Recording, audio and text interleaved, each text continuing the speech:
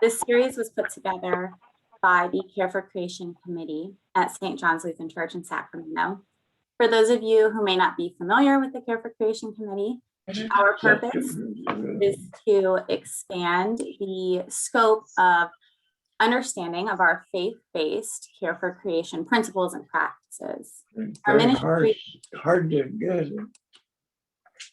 ministry goal is that as a congregation and individuals, we live in just, harmonious, and nurturing relationships with all of God's creation.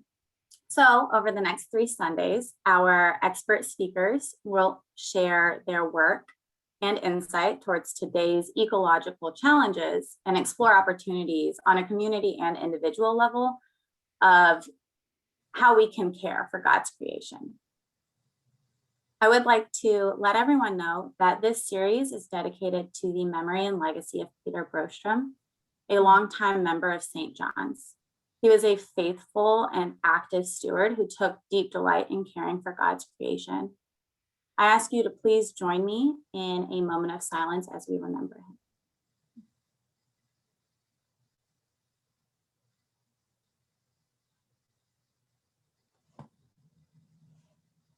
Thank you.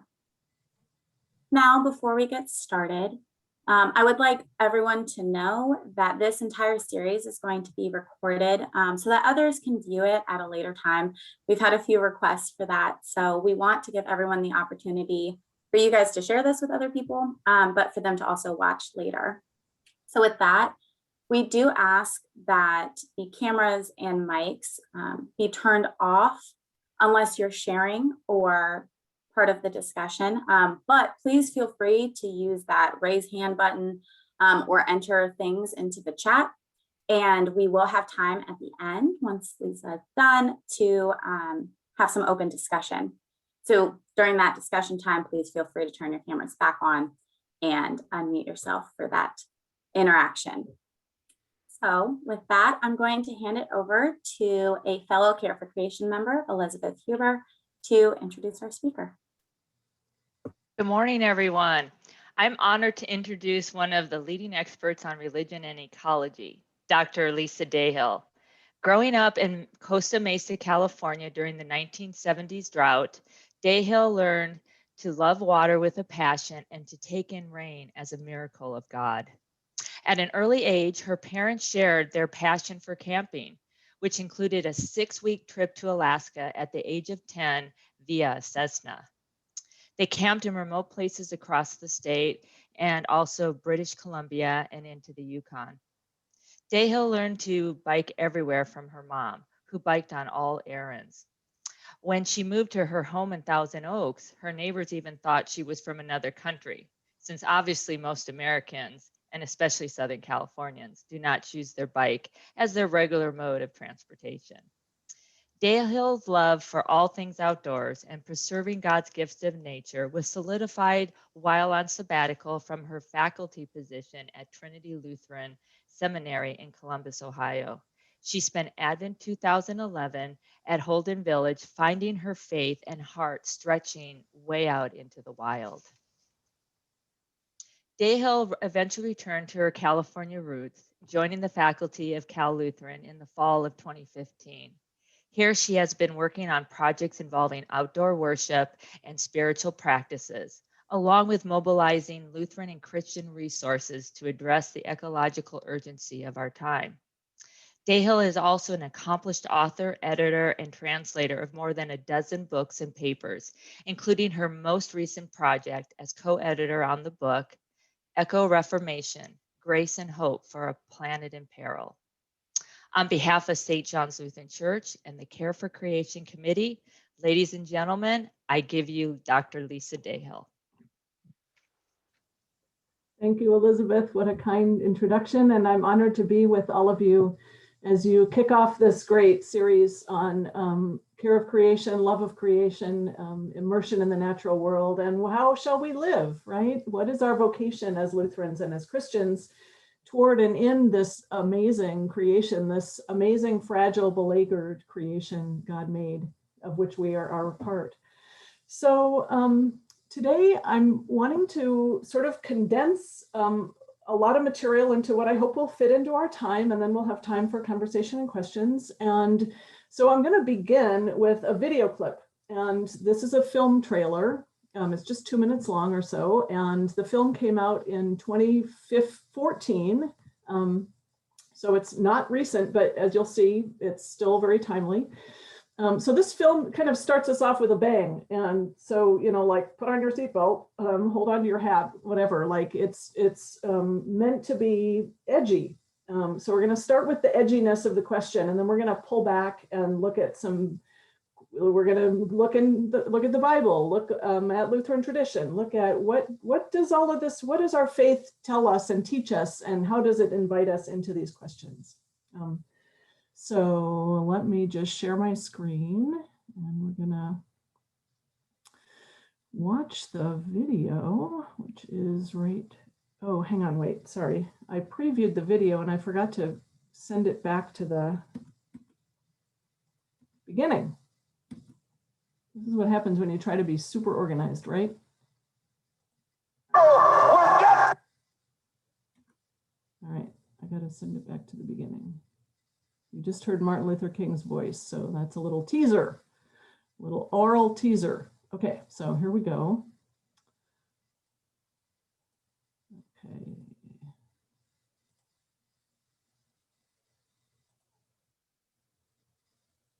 Can you see? Yes, we can see. Okay, great, here we go.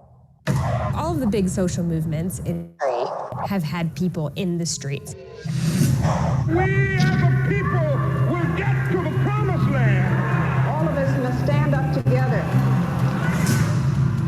We will not go home and be quiet. We will go home and organize.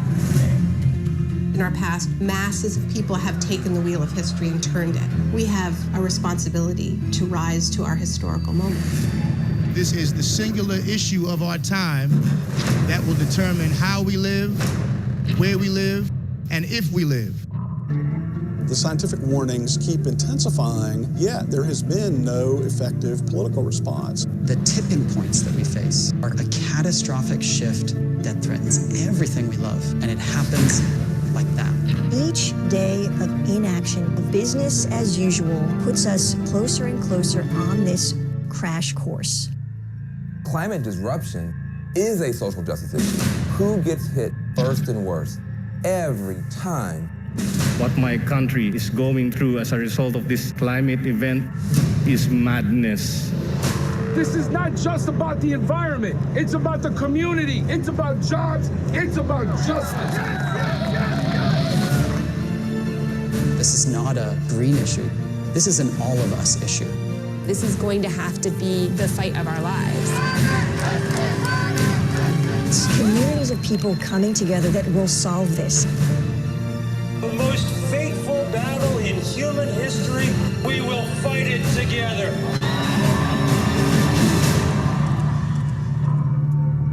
There is no replacement for human bodies standing as one, voices raised as one, making a political demand.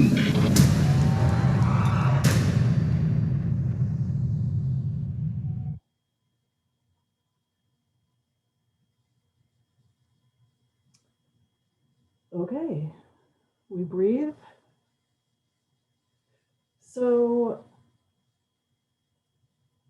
there's where we live, right? This is the situation we're living in. And the film trailer opens it up with a bang, with the powerful impact it deserves. We are living in a climate emergency. We are living in an ecologically fragile planet, and we need to learn different ways to live. So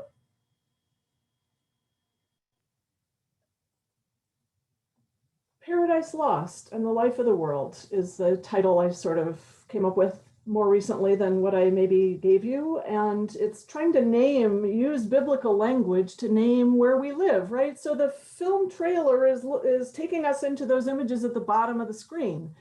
And we know the scientific maps, and the central image of Earth dissolving is sort of shocking and horrifying, as is the damage on the right. The upper images showing how could we live, right? How could we be doing this planetary relationship differently. So the film, this is the film we saw, it's called Disruption. It's still available, you can watch the whole thing, is naming the fact that we're living in this period of increasing climate change, climate chaos, climate weirding. And so that's one pole, you could say, but at the same time, the world is astonishingly beautiful, right? So if there were time in my classes, I'll sometimes start the whole semester with that video clip we just saw, and then I'll show a 15-minute film called The Awakening Universe. The Journey of the Universe is another one. So The Awakening Universe is a 15-minute film that just gives the big picture of the amazing gift of being alive at all on this earth, and the wonder of cosmology, the vanishingly small odds that we would exist at all, right? In a world of such vastness and complexity, and our lives so miraculous, and the world's beauty so miraculous, and that we're enfolded within it all, and that we get to be alive. So there's this, both of these are true, right? So this great quote from E.B. White, whom you might recall as a columnist for the New Yorker or author of Charlotte's Web, wrote once, "I arise in the morning torn between a desire to improve or save the world." That would be the film clip, right? We need bodies in the street. We have to act. That's completely true. And a desire to enjoy or savor the world. That makes it hard to plan the day, right? There's such competing, there's such almost opposite energies. So E.B. White naming this tension, you could say, that we live in as we start to open up the question of our relationship with this larger natural world. So I heard a sermon once using this quote, and the preacher, John Schramm, whom I'll cite on the next page, his name doesn't appear on this slide, said in the sermon, "We need to let this tension stretch as far as possible in both directions, like a violin string."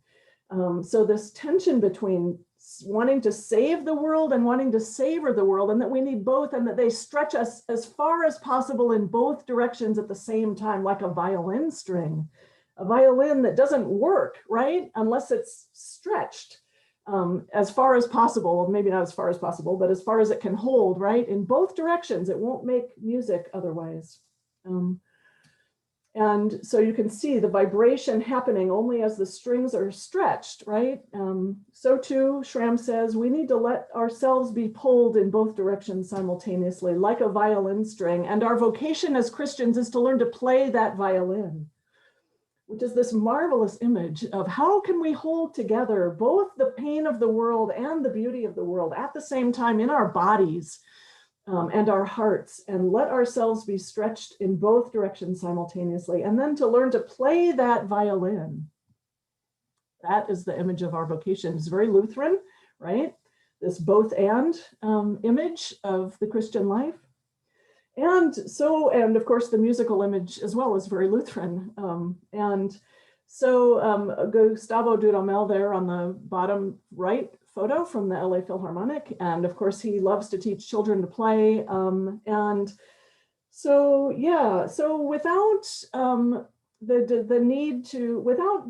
without the beauty of the world, those who want to save the world will burn out, right? If we're not regularly re-immersed in why this matters and the amazing gift and miracle of being alive at all, the gratitude of that.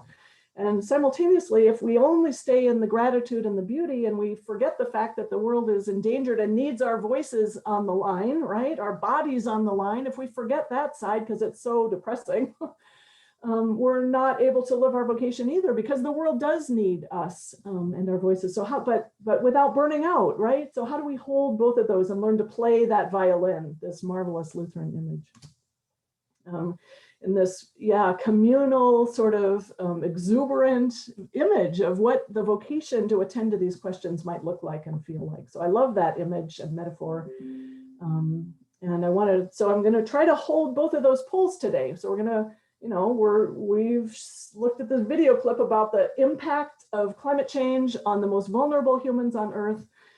How devastating that already is. I can sit here in privilege in my home office and might not have to notice or care, but there are many people whose lives are already on the line, and many, many more, including all of us and future generations whose lives will soon be. And we're already baked into some very difficult transitions ahead. So how, as people of faith, do we face all of this? How do we take it in? How do we pray with it? How do we become part of living in a different way? All of that is what we'll be looking at today. So we start with Genesis, right? So, as Christians, so this is, back into the beauty of the world thing. So in the beginning, God created the heavens and the earth, and God beheld everything that was made, and it was very good. So to learn to live inside this very goodness of creation, and to hear God's voice naming it good as we experience the creation, to love the creation and be out in it and learn the names of things and creatures and neighbors, right? Furry and feathered and web-footed and all of the rest, chirping neighbors. And to learn to love all of it and take it in as very good, as an essential keystone of our faith. Precisely that sort of immersion in creation as a spiritual practice, essential. Today more than ever, but essential always, or we might not have lost our way had we had this rooting in the very goodness of it all. So, we have this gift in Genesis, and this fact that we, live in a world of beauty beyond comprehension, a glorious bit of earth and water, resplendent with sight, sound, smell, and touch, shimmering sphere, abundant life for all. This is Cynthia Molabita, my CLU colleague who's at PLTS, and you may know her. She's awesome. Yet today, she writes, humanity faces a moral crisis never before known. We are living toward a dead end. This way is a dead end, destroying Earth's life systems, building a soul-shattering gap between the rich and the impoverished. Our numbers and our excessive consumption threaten Earth's capacity to regenerate life. We have become the uncreators. So she's playing directly on this Genesis 1 image, right?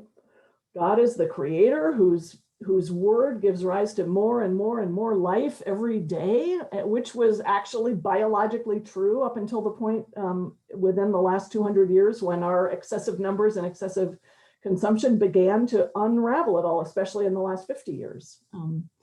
We have become the uncreators, this amazing and shocking and horrifying image of what it is exactly that we're doing to God's creation and to the very foundation of life itself. We are uncreating it all. We are erasing the book of life. We are destroying species, all these species, and as we move into a mass extinction event, as a result of our excessive numbers and excessive consumption, especially of fossil fuels, we are destroying life itself. We are undoing God's primal action. This violin string, we have to be able to take in the hard, to face the hard realities of our time, and to be able to do that theologically. So Molabita's, language is really powerful at this point.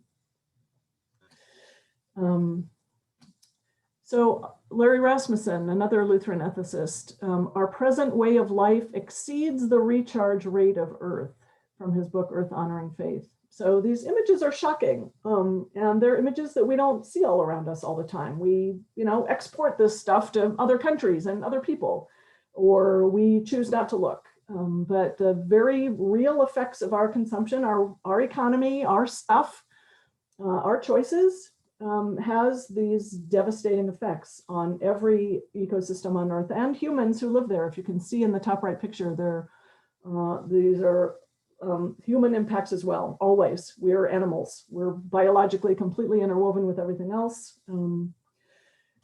So the Pope Francis, in his encyclical from 2015, Laudato Si, wrote, "The earth, our home, is beginning to look like an immense pile of filth." Again, a shocking image as we, run this extractive economy that specializes in taking stuff and in often destructive ways and creating more stuff and then throwing it all away, sort of turning Earth into a landfill is sort of the project of the extractive economy, the consumptive economy, the destructive economy.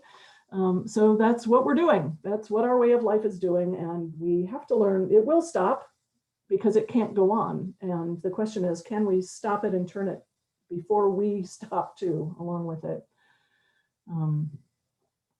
And then climate change, of course, on top of all of that, is this image is powerful to me because, you know, here we are down here living our little lives, right? Driving around and going shopping, whatever.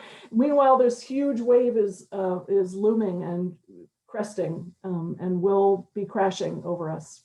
So again, we're facing these horrific, frightening realities. And even here in the privileged West and privileged California, we're feeling them too and experiencing them too. So we know all this, right? Your congregation is full of people who work on these questions every day, I know. So it's hard to know quite how to pitch this, actually. So like, I took out all the science slides. I have them available. I can show you later if you want. But like, I'm assuming you know about how it is that climate change happens. And this is meant just to enter us into the conversation.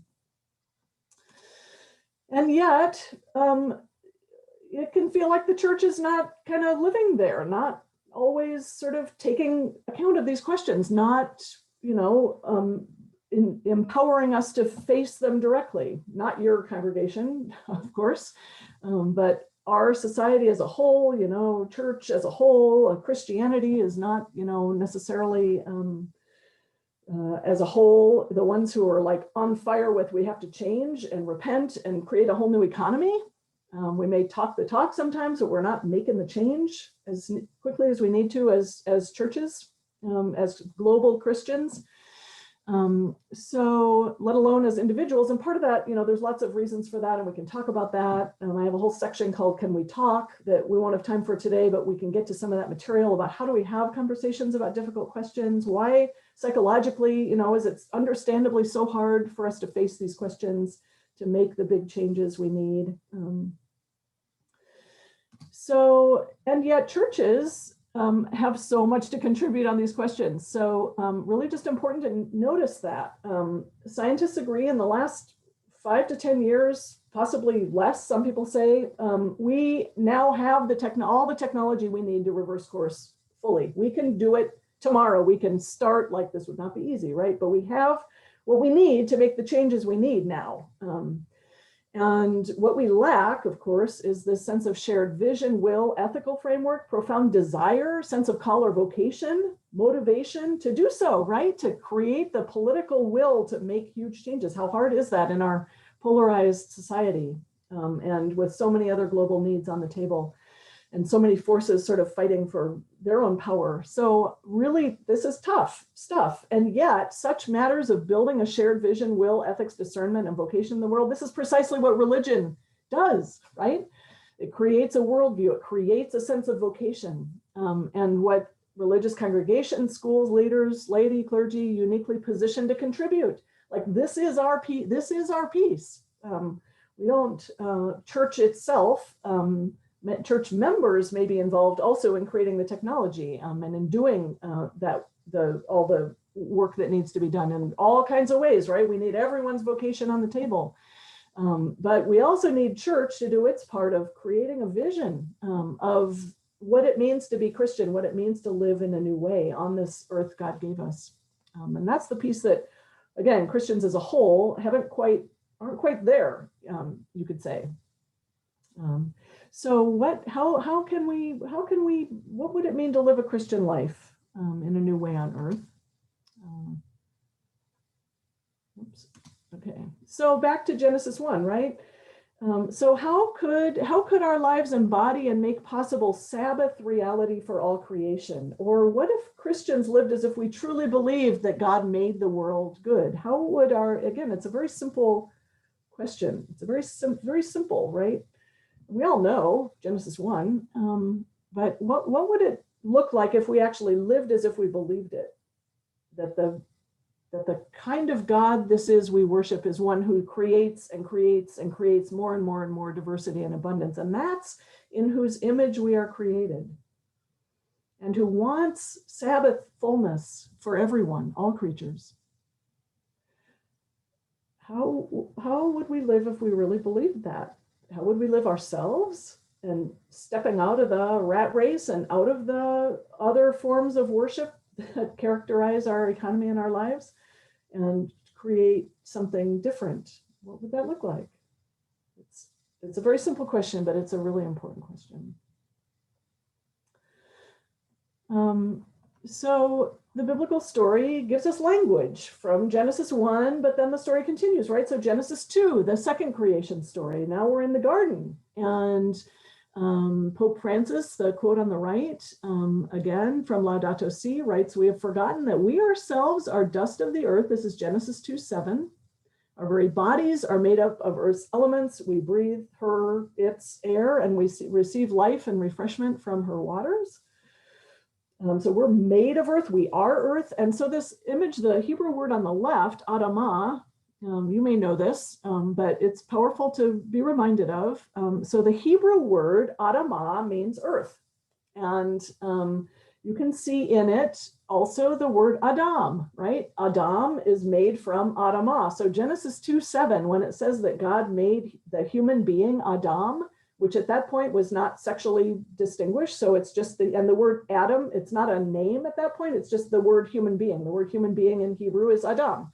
And it's also a name, but it's saying when God made the human being from the earth, it's the same, it's a pun. When God made Adam from Adamah, or God made Adam from Adamah, Genesis 2:7. So we are made of earth, literally, and we don't hear that pun in the English. Like we might appreciate the fact that in Genesis 2, God makes the human being from the earth, right? And we might love that story and its earthiness and all of that. But if we're only reading English translation, we don't know that it's actually this pun in Hebrew. So we might do better if our translation said something like God made the human from the humus, because it's the same root in Latin. Or God made the earthling from the earth, right? So there's ways to express that in English as well. But in Genesis 1, we're created in the image of this God who creates and creates and creates. In Genesis 2, we're actually made literally from earth. And the word human is the same word as earth, right? It's the same root.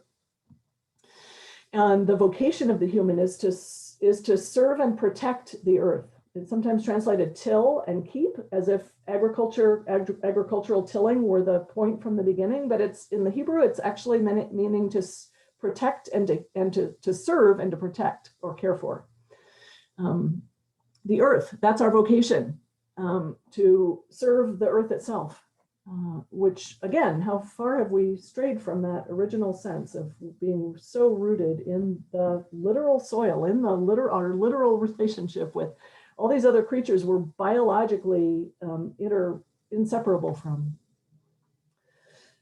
So it's all right there in Genesis, right? And yet, despite this ancestral rooting in earth as our paradise, we lost touch, right? The rise of agriculture, the rise of patriarchy, a lot of other stuff. We lost touch with this experience of being Adam from Adamah, who are made to image the creator. And so the fall happened, right? So the story continues with what happened? What happened? We were in this paradise. And then we look around going, what happened? So these series of alienations have arisen that cut us off from God, from each other, from earth. And yet the story doesn't stop there, of course. So, YHWH kept working to call people back, take off your shoes, for this is holy ground, the primal call of the Jewish tradition, leading to the Exodus, the sense of earth's holiness, and our, being returned there is where the call emerges for Moses, and the whole story that comes from that of Exodus and liberation and covenant and wandering and promised land and all the rest. And in the Christian Bible, we hear about how the Word through whom all things were made in the prologue to the Gospel of John, John 1. In the beginning was the Word, and the Word was with God, and the Word was God, through whom all things were made. And so this Word by which God creates all that is becomes flesh, right? And becomes the resurrection and the life, and comes that they may have life and have it abundantly. So there's this big Johannine sense, and other places as well in the Christian Bible, the New Testament, of how the whole purpose of this redeeming is for life, for all that is, and for us in it to be restored to life, since we're the ones who are so alienated. And so, whoops. Well, there. Oh, sorry about that. It's very slow. I don't know why. So I have to just hit it once. Well, no, it didn't work. Once. Ha! It doesn't want to show the slide about the resurrection. Oh, no. Oh, that is it. Sorry. Okay. So we're invited back to the garden. So in John, again, Jesus is the life of the world. And for that meaning the world, right? And so in John, the resurrection happens back in a garden, inviting us back into the garden, all the way back, overcoming that original alienation, that primal alienation. The resurrection of Jesus is meant to take us back to the garden, to restore the sense of earth as garden, to invite us back into the capacity to live in paradise, to live in earth as paradise, to help cultivate, again, paradise on earth. All of this is that's the point. That is the redemption. And Jesus mistaken for the gardener, right? Mary Magdalene thinks he's the gardener. So the gardener is opening the way to paradise again and inviting us back in.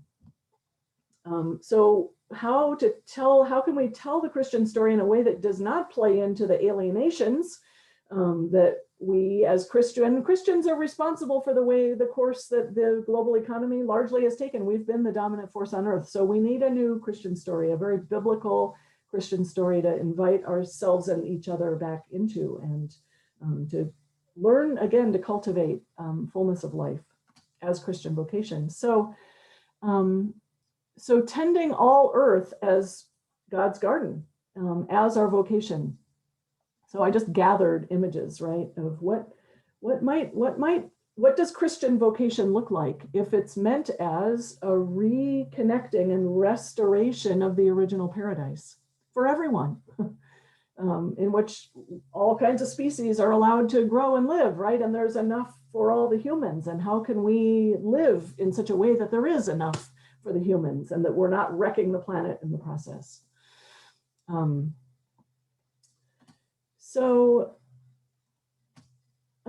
Sensing and loving the word alive in all that is. So part of that is this contemplative re-immersion. So our faith, like I mentioned before, so living inside Genesis 1, the Sabbath reality, which is a commandment of God, we violate.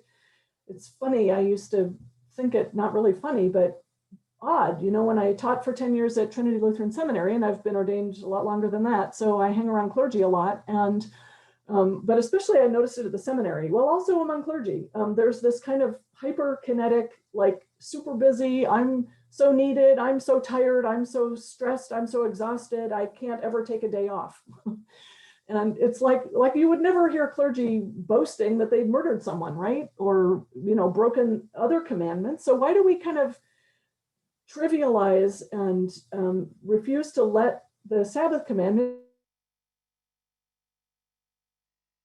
be a commandment for our good? That's the real commandment of God, to take in and live in the beauty and fullness of creation as its own gift, and stop from all the rest just once a week. And how does that recast our sense of our own lives, of the world's life, of what it would mean to live in Sabbath? Because the point of Sabbath is not just that it amps you up again so you can get back at it on, Sunday for the Jews, Monday for the Christians. It's not meant just as kind of a break to get you back. It's meant to recast our whole sense of how to live, right? That Sabbath reminds us of who is God, reminds us of the beauty of creation, reminds us that other humans are brother and sister and neighbor and not enemy. That's the idea. So what would it mean to learn again to live, sense and love the word alive in all that is? This Johannine image of Jesus is the word, right? Through whom all things were made, who is God and who is, you could say, the DNA of all that is, the pattern, the logos, the Greek word of all that is Jesus Christ. And again, if we really took that seriously, to learn to contemplate in creation itself the very word of God, the very face and imagination of God, how differently might we have developed a Christian economy on this globe? Or how can we, again, learn to live there now? So this practice and sort of spirituality uses the language of the book of nature.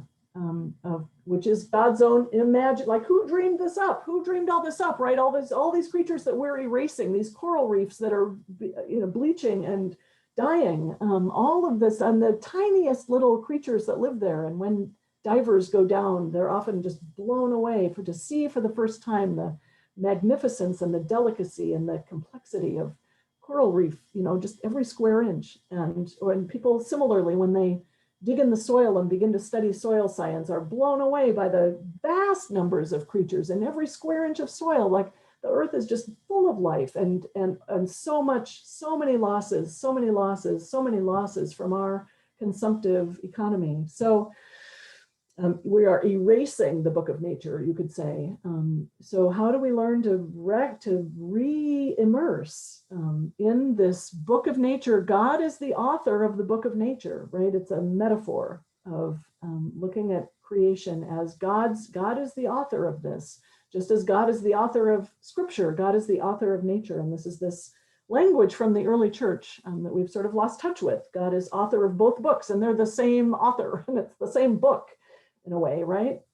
Because again, this Johannine lens that Jesus Christ is the life of the world, the literal life of the world, through whom all things were made. The word by which God spoke into being, what happened in Genesis 1. God creates by speaking in Genesis 1, right? God said, let there be light. God said, and that word is Jesus Christ, is the word of God through whom all things have come to be. So to contemplate it all, to learn to love the creation, to learn to love one's place, to notice the creatures that live there, to take that all in. It's not a waste of time. It's not a luxury. It's our own sustenance and being embraced in God, who created it all, and a recasting of our vision because we can't save what we don't love. We won't save what we don't love, and we won't love what we don't know. So this classic proverb you've probably heard before. So that knowing, that listening, that loving is part of the process, and is very much part of the biblical vision that we're meant to live in reality. We're invited in Jesus Christ back into the garden to see and experience earth as paradise, and to cultivate that life again.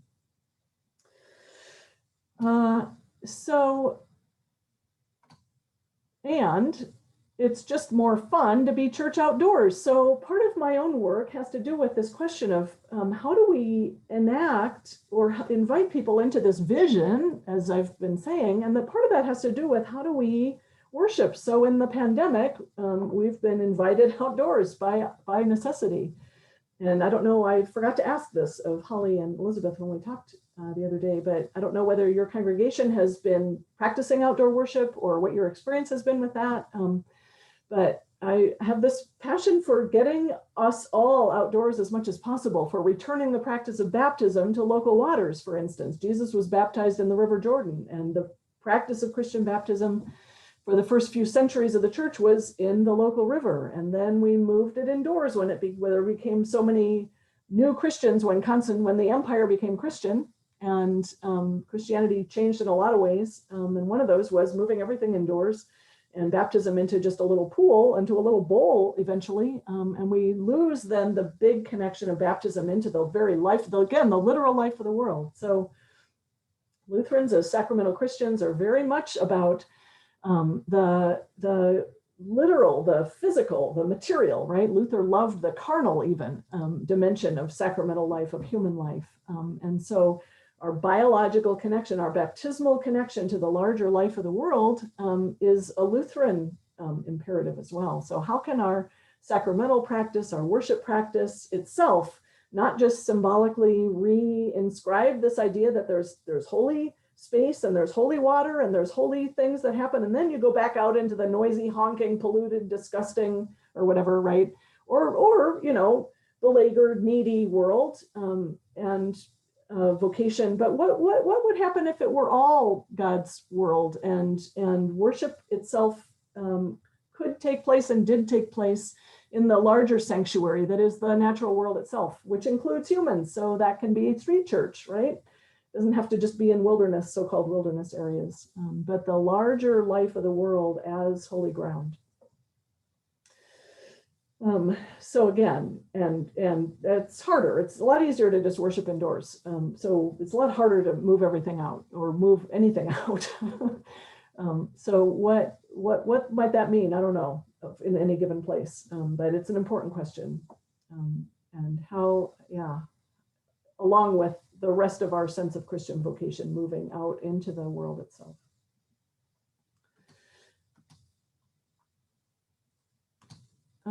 So I want to just sort of move toward closing here. So what is sacred? Is God's creation holy? Or are profit, efficiency, and convenience the sacred values we worship? Core questions for our whole society, right?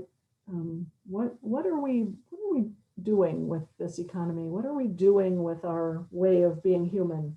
And how can we live in a way that honors what we want, what we think is really sacred?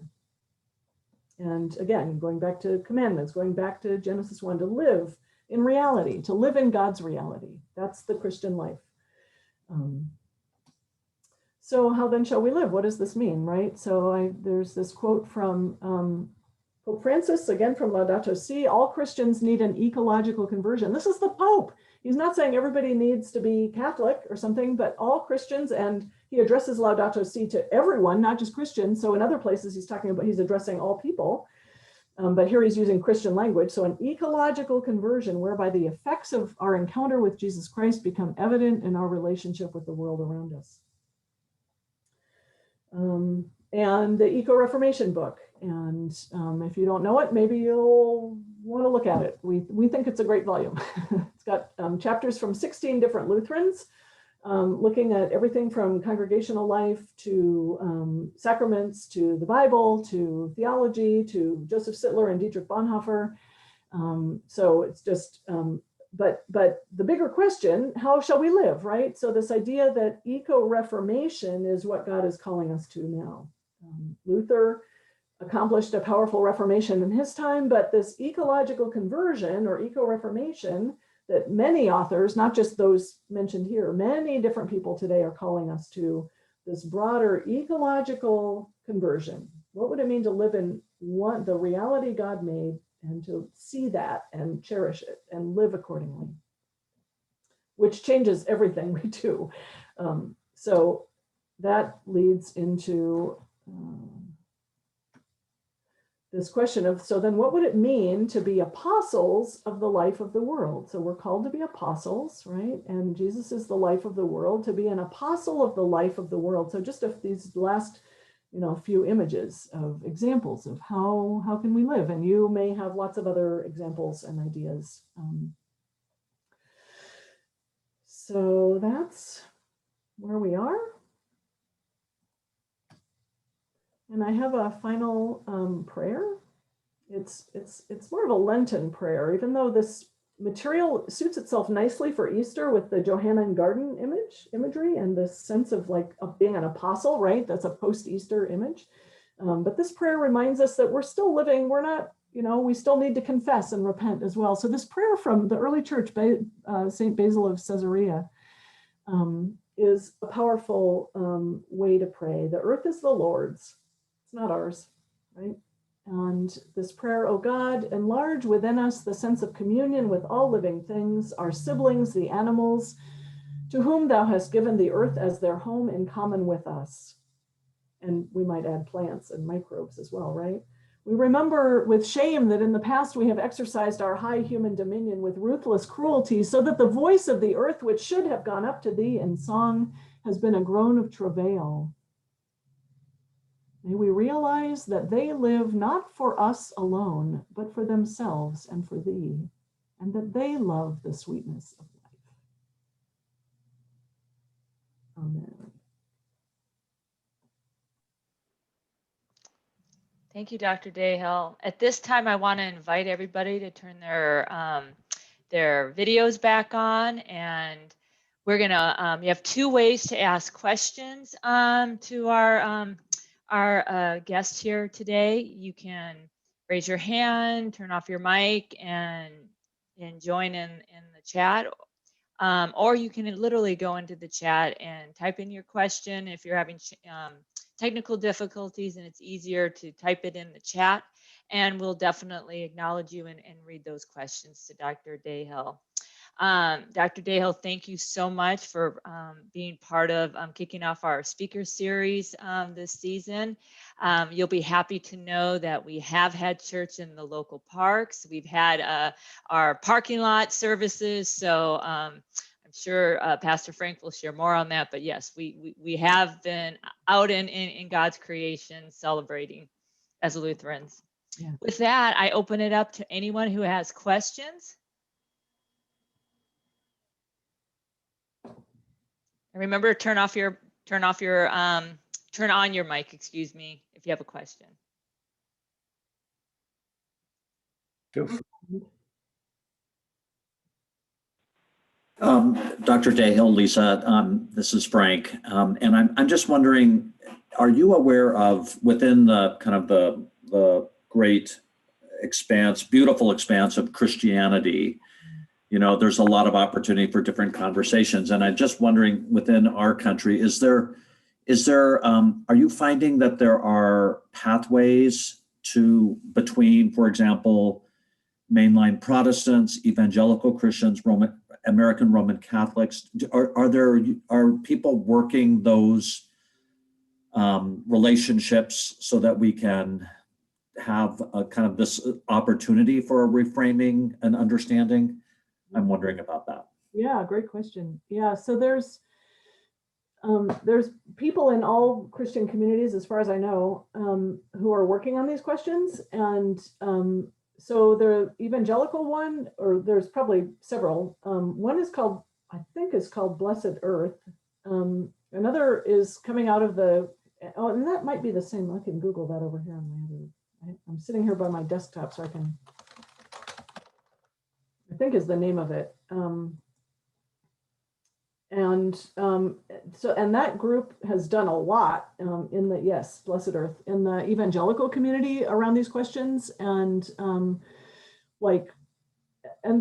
they're well funded too. So like they'll do things like bringing seminary professors and students to workshops, and they specifically, I don't know if they're still doing this. They were doing it when I was at Trinity. They wanted like about half and half mainline and evangelical professors and students. So they specifically were requesting, or you could apply for funding to go to their training workshops, and they wanted, 6 evangelical and 6 mainline seminaries represented, not not just talking to the evangelicals, but they were trying specifically to be fostering these conversations for that reason. And I don't know of an intentional effort between Protestants and Catholics in that same way, but I know people are talking and connecting across denominational lines because the theologies of earth connection are so similar and related, and we have so much to learn from each other, and because the need is so great, and because these questions recast everything, and they even recast our sense of creatureliness, right? To bring to the fore the sense that we're animals first, not humans first, and that we're biologically dependent on the health of all the rest of it. And so there's a way in which this kind of work recasts our sense of all kinds of human divisions and transcends those. I actually wrote an essay on out of an experience of doing Ash Wednesday worship. I wrote 2 essays out of that experience. So one of them was talking about the Ash Wednesday worship was after the Thomas Fire came through. And the Thomas Fire was, I think it was winter 17 to 18. So December to January, 17 to 18. And that was the biggest wildfire in California history at that time, of course. Now many others have happened since then. But it came roaring through this area and down to Ventura and just tore through this whole region of tremendous biological diversity and created great human losses as well.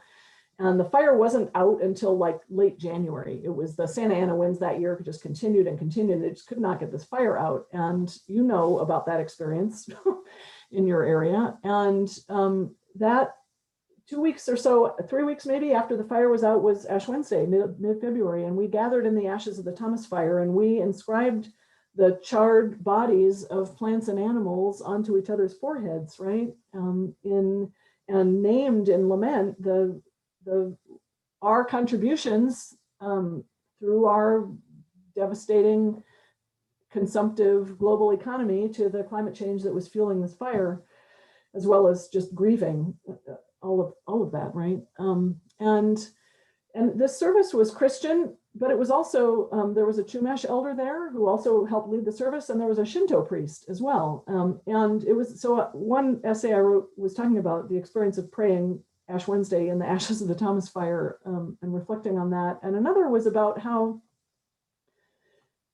earth-centered and place-based worship and life makes possible really powerful interfaith connections too, not just the ecumenical Christian relationships you're naming in your question, Frank, but also interfaith connections, because we all depend on this creek, all of us, or you know, can practice our religious rituals in this place. And so it's holy ground for all of us in this wild way, and all of us together can experience one another as more powerfully human, because we are living in this wildly biodiverse world. And so we recognize the humanity of others in an even more profound way, rather than focusing first on differences and like, well, I don't like you because you drive the wrong kind of car, or you don't like, when we live in a purely human-centered world, our differences become so visible. But when we're living in a hugely biodiverse world, another human is like, wow, another human. Like, who cares what color their skin is or whatever, right? Or who they, you know, how they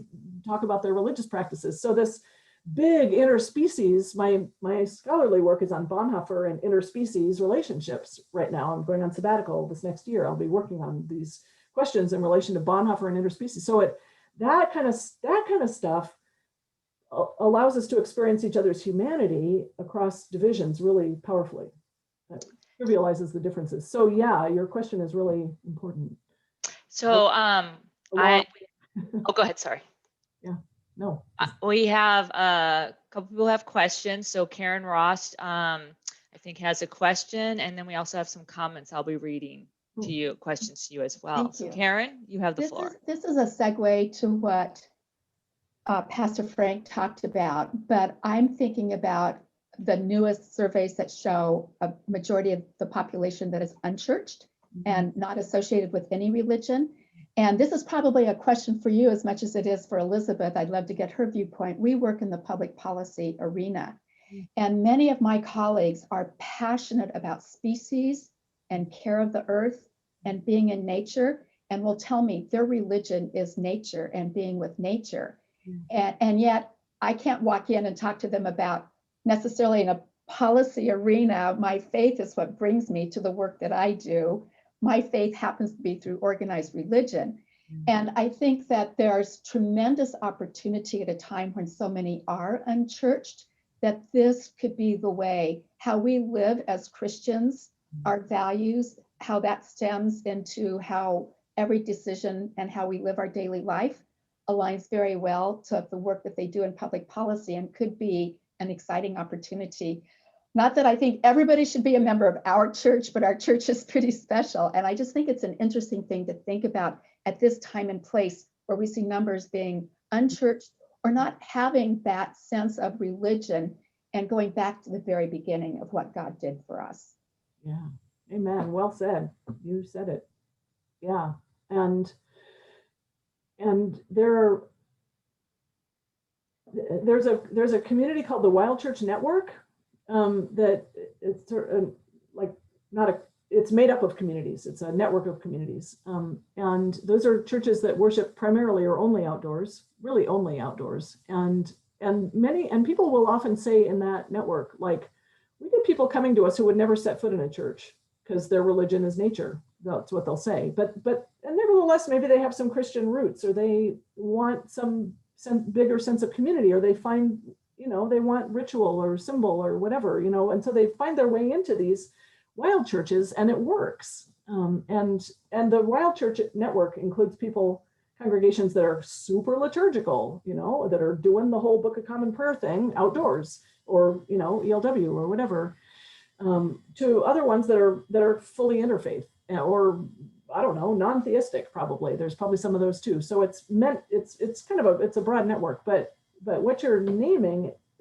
is very true. Yeah, there's a whole community of people who are passionate and spiritual people that who aren't going to think that coming to a church is anything for them. That's right. And so how can this, our movement out, help connect to them? That's right. I think that's right.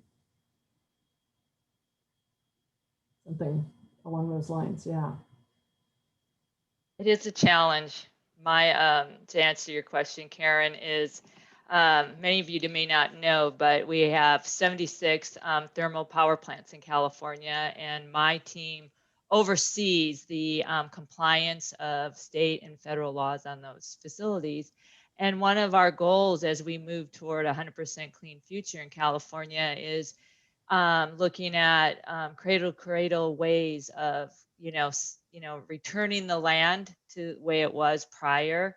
I'm dealing with some turtles right now and some falcon eggs, and definitely there is a balance of those who are nature forward thinking and Christian thinking, and then those who don't have any opinion except for ease in their life every day, right? So it is finding a challenge and a balance and all that. And sometimes I think God puts us in places we never thought we would be for those exact reasons, to help,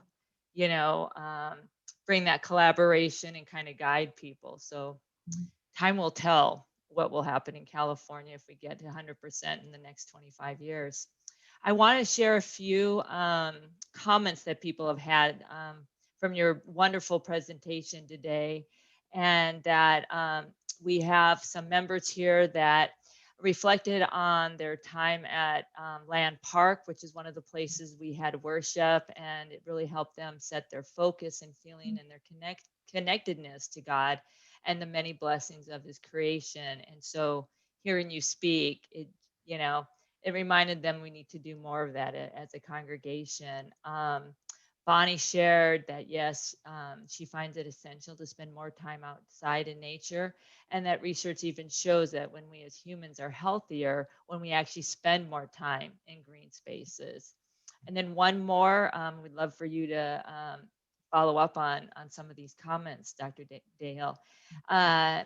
Again, Melanie shared, so important to remember it's not a waste of our time or luxury, but benefits us and sustains us to get into nature.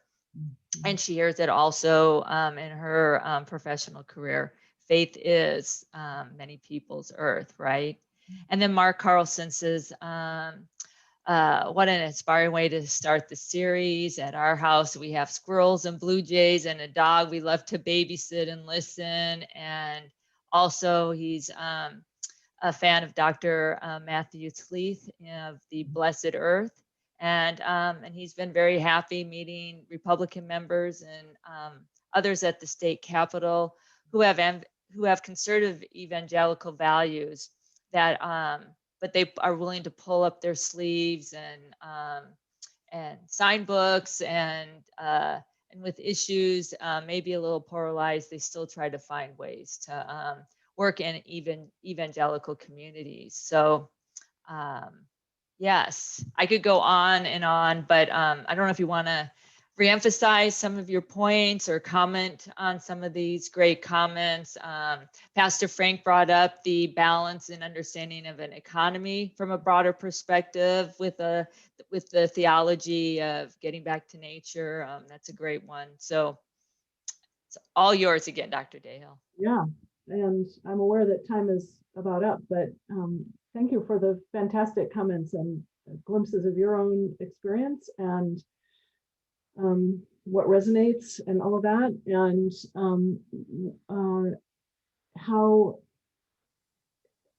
I'm struck by, I'm sort of struck on this faith is the earth thing, and wondering whether it's possible to say, like, yeah, mine is too, through this Trinitarian sense of Jesus Christ, the second person of the Trinity, is the logos of all creation. If we really took seriously this glimpse of this biblical glimpse of God's very being is imprinted in creation, right? Or takes flesh from the heart and mind and imagination of God. And the patterning, the logos, the DNA of all of that is the person of the Trinity who becomes flesh in Jesus Christ. And so can Christians say, yeah, mine too, not in a truthful way, and like that we don't have to imagine that.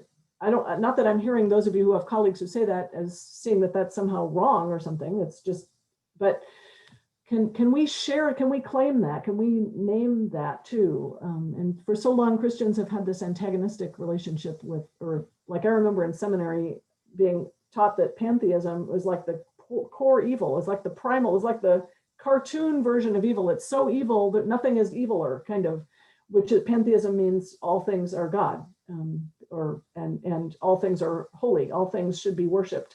And so in a naive sense, yes, but we've been so successful at tromping out pantheism that in the process we're killing Earth itself. And so could we through a richer Christological lens learn to see Earth alive in Christ and even as Christ, in this re-enchanted sense of the miracle of it all, of the holiness of it all? And could that vision, again, possibly, be more appealing evangelically to people than some kind of a sense that Christianity means you have to reject all that? And, so yeah, even as our vocations take us into collaboration with people with a whole bunch of different theological views, could not the way we proclaim our faith and live our faith not also perhaps be attractive and appealing in new ways? And yeah, Christian conservative there's so much, Mark, on both the Sleeth and Republicans back in the day being able to hear that message. And I don't know either whether we're so polarized today. I imagine there's still a good number of Republicans who do still find the blessed earth message appealing. It's so biblical, but we are very polarized today. And but I do think that biblical work is the key. So Catherine Hayhoe is another one who's done great work on bridging to evangelicals. She's a rock star climate scientist at the University of, I forget which Texas university, and internationally known as a climate scientist, but she's also an evangelical and the wife of an evangelical minister, and she talks the talk, and she can like preach the Bible and climate science to Texans and does so and around the country. And she really is a rock star at doing that work. And she will not stand for fools. I've watched her, like she's super gracious. She's got this Southern graciousness about her manner. But when people ask really kind of idiotic climate denying questions, like she has no time for that, but she can address it theologically and she can bring them back to the Bible, and she can show from a very Bible-centered perspective why we have to take account of these things and change. And that's a Christian imperative. So she's another one who's really awesome at making those bridges. Well, yes, unless there's any other questions, we are at our hour mark this Sunday morning. Dr. Dahill, it has been a pleasure getting to know you these last couple of weeks, and our conversation earlier in the week. And I know I speak for the Care for Creation Committee and those here today, and thanking you so much for being part of our speaker series. In fact, you're kicking it off, this 3-week series. And I don't know about everybody else, but it's been a pleasure listening to you today and interacting with you. Thank you. Thank you so much. It was wonderful. A great joy. Thank you too. Thanks for coming. When you finish your studies on Bonhoeffer and interspecies, I took an independent study at POTS from Dr. Dahill in the 90s. You have a standing invitation to come back and teach us all what you find out. Great. All right. Thanks, Frank. That'd be great. Thank you. Bye, everyone. Have a wonderful day. Get outside, enjoy the beautiful weather.